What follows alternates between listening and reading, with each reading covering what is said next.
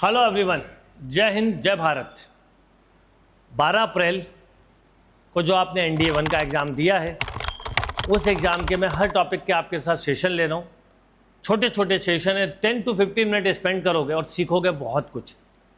तो अब हम जो मैट्रिक्स पढ़ने वाले हैं, उसके पहले आप लोग सबसे पहले मैट्रिक्स से रिलेटेड जो प्रॉपर्टी आपके दिमाग में आ रही है वो सब रिवाइज करिए सेल्फ, कि सिंगुलर क्या होता है, स्क्यू सिमेट्रिक क्या होता है, सिमेट्रिक क्या होता है, एडेम्पोटेंट क्या होता है, निल पोटेंट क्या होता है, इन्वॉल्यूटरी क्या होता है, हर्मिशियन क्या होता है, स्क्यू हर्मिशियन क्या होता है। ये आपका एक थोड़ा पढ़ाई का तरीका अलग होना चाहिए और फिर उसके बाद इन क्वेश्चन को सॉल्व करोगे तो आपको बहुत इजीली बनेंगे। और मेरा ऑब्जेक्ट है कि छोटे छोटे सेशन आपके स्कोर में एकदम बूस्टअप करें, ये मेरी कोशिश है। चलिए, तो मैट्रिक्स के क्वेश्चन को देख के सबसे पहले क्या थॉट आना चाहिए और क्वेश्चन कैसे हैंडल करना है उस पर बात करते हैं। देखिए क्वेश्चन क्या है, if A is a square matrix such that determinant A equal to -2 and determinant A into A transpose where A is the transpose. अब ठीक, तो डिटर्मिनेंट देखो, ए स्क्वायर मैट्रिक्स है, इसका डिटर्मिनेंट -2 है, तो इसके ट्रांसपोज का भी ऑब्वियसली डिटर्मिनेंट -2 ही होगा। और आपसे पूछा A into A transpose, this is determinant A into determinant A transpose, यानी -2 इंटू -2, तो करेक्ट आंसर हुआ 4। देखिए कितनी बेसिक प्रॉपर्टी पे बेस्ड है, थोड़ी प्रॉपर्टी आप भी रिवाइज करिएगा।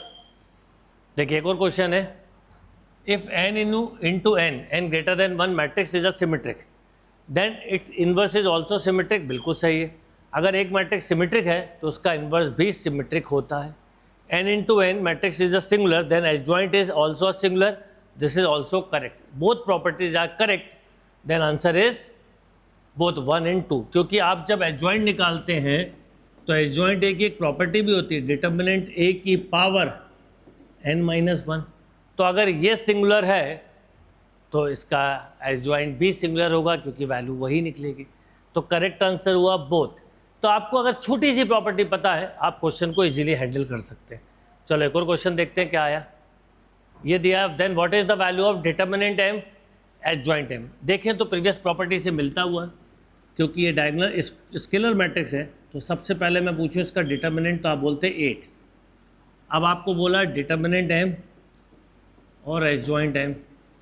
देखो ये तो 8 हो जाएगा और इसको लिख दोगे डिटर्मिनेंट पावर ऑर्डर -1, तो 8 इंटू 64 यानी 512, राइट।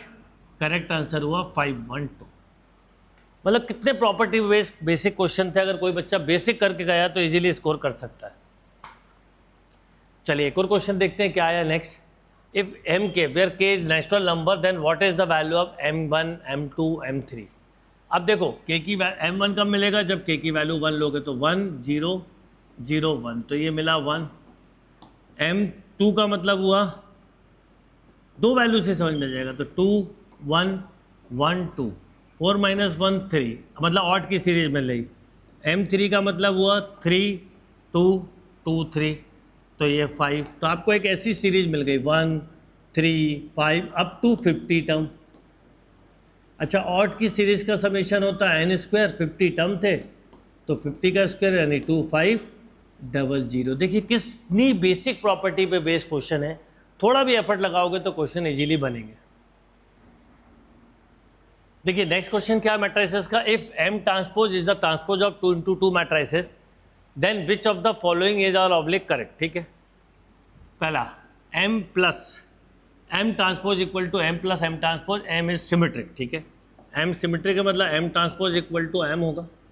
यहाँ पर दिया m प्लस m ट्रांसपोज, तो हो जाएगा m प्लस m होगा 2m, तो हो जाएगा 2 का स्क्वायर इंटू डिटर्मिनेंट m, मतलब 4 डिटर्मिनेंट m।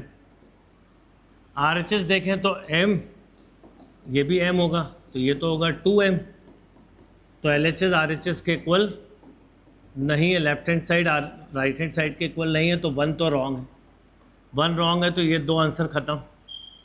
अब दूसरा m इज़ एंटी सिमेट्रिक, तो एंटी सिमेट्रिक का मतलब होता है m transpose equal to -m, तो m minus m, this is 0, null matrix, तो ये सही है।